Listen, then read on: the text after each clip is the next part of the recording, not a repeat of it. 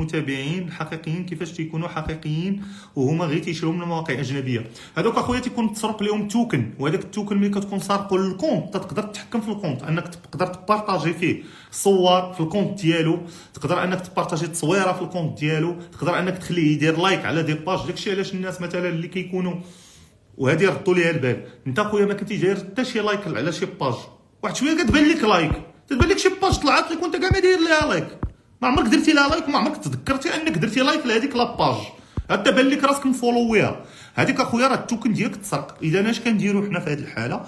كنبدلوا المود باس، لان اون فوا كتبدل المود باس تيكسبيرا التوكن.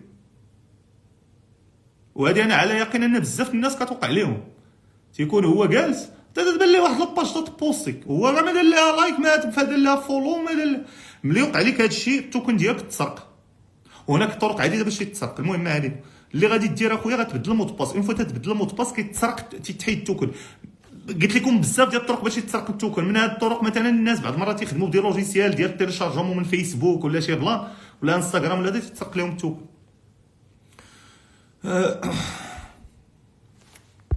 الو وقعت ليا شتي اختي روميس، هو بدل المود باس.